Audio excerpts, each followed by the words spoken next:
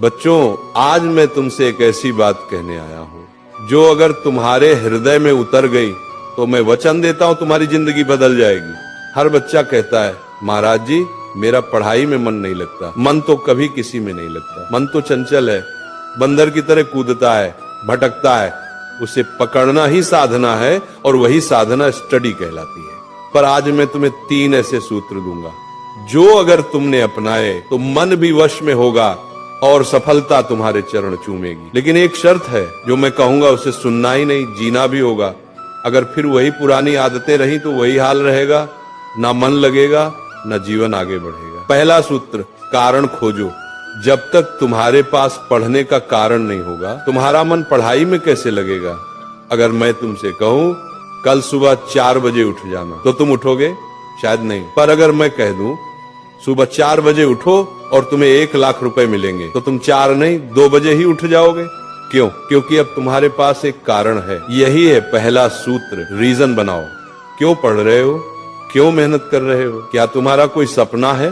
क्या तुम्हें अपने माता पिता का नाम रोशन करना है? क्या तुम्हें गरीबी से निकलना है? जिस दिन तुम्हें अपने आप को पता चल गया, उस दिन से अपने आप रास्ता दिखने लगेगा। फिर न तो आलस रहेगा न मन का बहाना। फिर किताबें भी तुम्हें आकर्षित लगेंगी, क्योंकि अब तुम्हारे भीतर आग जल चुकी होगी। मुझे कुछ बनना है। दूसरा सूत्र, एक समय में एक ही साधना। कई लोग कहते हैं हम मल्टीटास्किंग कर रहे हैं, पर सच ये है तुम मल्टी डिस्ट्रैक्टिंग कर रहे हो। एक समय में केवल एक ही काम करो। अगर पढ़ रहे हो तो सिर्फ पढ़ो, मोबाइल, दोस्त, बातें सबसे दूर रहो। एक कथा सुनो। एक व्यक्ति ने 100 जगह 1-1 फुट का गड्ढा खोदा और एक ने एक ही जगह 100 फुट का। पहले वाले को पानी नहीं मिला, दूसरे को स्रोत मिल गया। यही पढ़ाई में होता है। तुम रोज थोड़ा थोड़ा कई जगह ध्यान बांटते हो और कहते हो परिणाम नहीं आ रहे।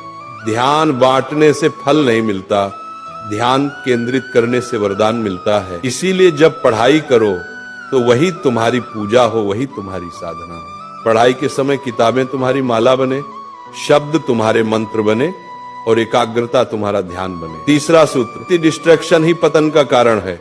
आज मनुष्य अपने शत्रु से नहीं, अपने मोबाइल फोन से हार रहा है। कभी विचार करो, मोबाइल तुम्हारे काम के लिए बना है या तुम मोबाइल के गुलाम बन गए हो? स्क्रीन छोटी है पर जाल बहुत बड़ा है। तुम कहते हो थोड़ा रिलैक्स करने चला था और वो थोड़ा 3 घंटे का टाइम पास बन जाता है। फिर तुम कहते हो मेरा मन पढ़ाई में नहीं लगता। मन कैसे लगेगा? जहां ध्यान होगा वहीं ऊर्जा बहेगी। और अगर ध्यान सोशल मीडिया में बहा दोगे तो ज्ञान कहां से आएगा? मोबाइल बुरा नहीं, पर अगर तुम उसका उपयोग साधन की तरह करो तो वो वरदान